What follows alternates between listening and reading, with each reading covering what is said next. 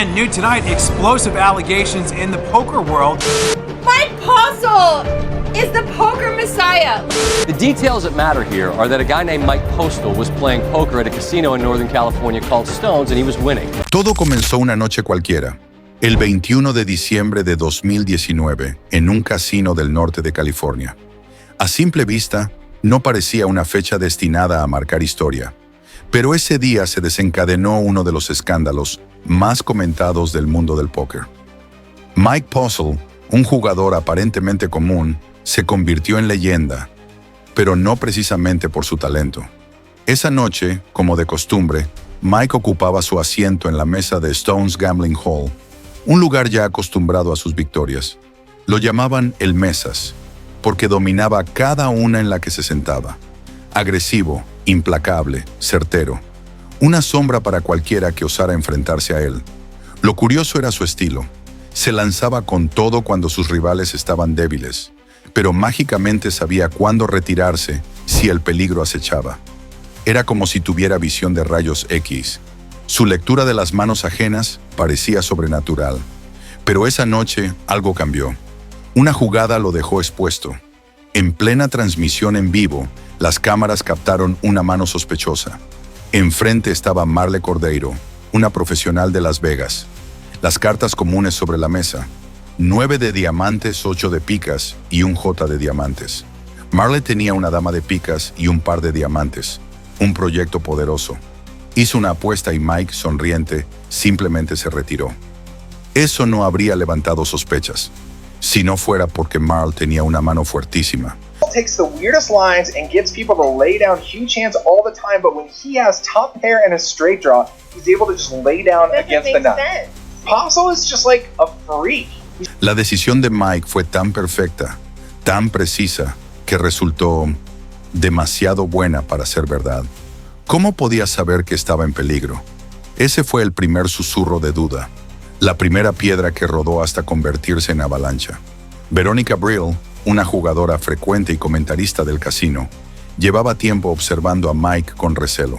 No era solo su racha de suerte, sino la consistencia con la que tomaba las decisiones perfectas. Nadie gana así. Nadie. Ni siquiera los grandes profesionales. Ese tipo no está jugando limpio, dijo Verónica al director del casino, Justin Curaitis. Le explicó sus sospechas. La mesa estaba equipada con sensores que detectaban las cartas ocultas de los jugadores, y la partida era transmitida con unos segundos de retraso. Suficiente para que, si alguien tenía acceso a esa señal en tiempo real, pudiera ver las cartas de todos. Pero Justin, defensor acérrimo del Mesas, desestimó todo. Dijo que Mike era simplemente un jugador intuitivo y que no había forma alguna de que estuviera haciendo trampa. Verónica no se dio por vencida. A través de foros y redes captó la atención de la comunidad. Paul y Joe Ingram, conocidos analistas de póker, revisaron horas y horas de transmisiones donde aparecía Mike. Lo que encontraron no solo les heló la sangre, sino que encendió la furia de los fanáticos del juego. Cada jugada de Mike parecía guionizada. Cada decisión era perfecta. Jugaba con la precisión de un cirujano. Se lanzaba en faroles imposibles que funcionaban y se retiraba de manos fuertes justo cuando debía. Una mano en particular dejó a todos boquiabiertos. Mike pagó una apuesta inicial con una mano mediocre. El flop no le favorecía, pero permaneció. En el turn, nuevamente, no había mejora. Sin embargo, siguió pagando. Cuando el Raver completó la jugada, su rival tenía una mano poderosa. Pero Mike, como si tuviera un radar, se retiró justo a tiempo. No una, ni dos, sino decenas de manos similares. ¿Casualidad? ¿Talento divino? Nadie lo creía ya. La comunidad comenzó a diseccionar sus movimientos. Notaron que cada vez que Mike miraba hacia abajo, como si estuviera reflexionando, en realidad inclinaba la cabeza hacia su entrepierna, donde parecía tener algún dispositivo escondido. Esa era su rutina antes de tomar decisiones. ¿Estaba recibiendo información en tiempo real? Mike bajó la mirada, pero no hacia las cartas, sino hacia su entrepierna. Un gesto sutil, casi imperceptible, pero suficiente para sembrar la duda en los más atentos. ¿Estaba ocultando algo? ¿Un dispositivo? ¿Quizás una señal? Nadie podía asegurarlo, pero ese movimiento no pasó desapercibido. Era el tipo de gesto que, en una mesa de apuestas millonarias, podía significar trampa o simplemente nervios. Y en ese ambiente cargado de tensión, cualquier detalle podía cambiar el rumbo de la partida. De pronto, sin más preámbulo, Mike empujó todas sus fichas al centro. All in. La jugada fue agresiva, calculada, como una trampa bien tendida. Brian, confiado, quizás demasiado, cayó de lleno en la provocación. Pagó el all-in sin titubear. Y entonces, el salón enmudeció. Mike mostró sus cartas y, para sorpresa de todos, se llevó la mano con una frialdad quirúrgica. ¿Fue talento, lectura perfecta o algo más oscuro? La pregunta quedó flotando en el aire, tan densa como el humo del whisky de los espectadores. La indignación estalló en el mundo del póker. Las redes ardieron.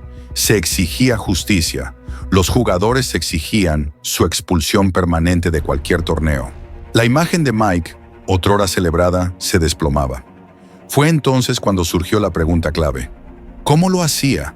No había cámaras que lo mostraran recibiendo cartas físicas, ni cómplices visibles.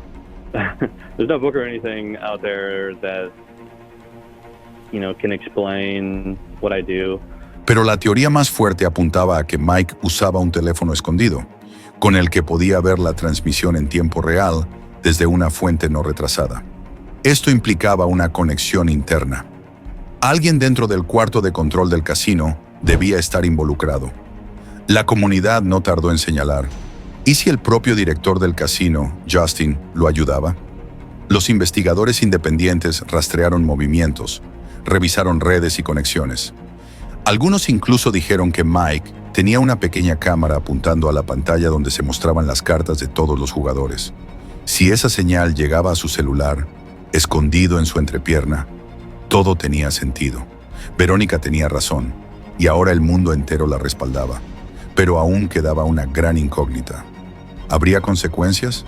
Tras la explosión mediática, el nombre de Mike Postle ya no era sinónimo de talento, era sinónimo de trampa. La comunidad de póker se había unido como pocas veces antes. Cada foro, cada canal de análisis, cada streamer dedicado al juego diseccionaba los videos con frialdad quirúrgica. Y entonces llegó la bomba. Una demanda colectiva. 88 jugadores que habían perdido contra Mike durante las transmisiones lo acusaron formalmente.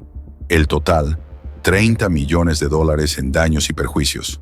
El documento, presentado en California, señalaba no solo a Mike, sino también a Justin Curaitis, el director de operaciones del casino, y al propio Stone's Gambling Hall por negligencia. Las acusaciones eran demoledoras: conspiración, fraude, encubrimiento. Pero lo más sorprendente fue la reacción de los demandados.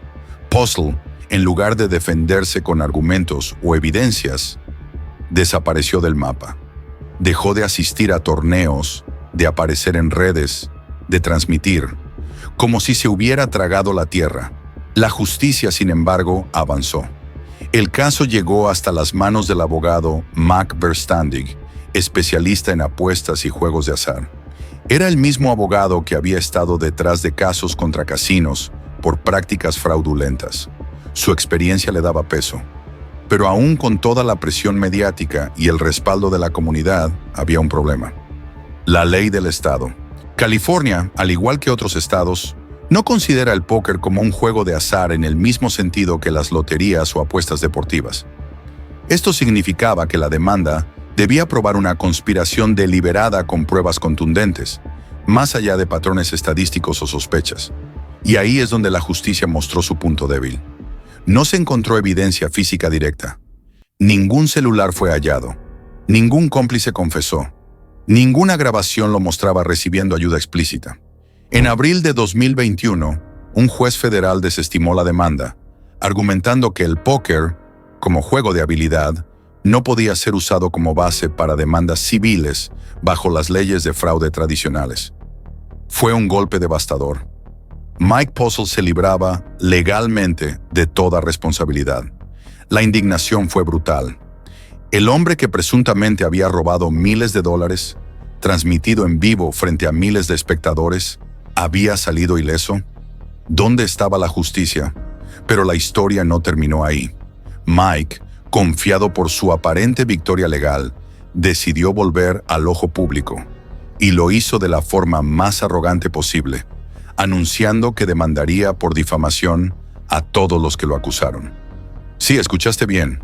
En lugar de mantener un perfil bajo, presentó una demanda por $330 millones contra Veronica Brill, Todd Whittles, Daniel Negreanu, ESPN, Poker News, Joey Ingram y muchos otros. El escándalo mutó.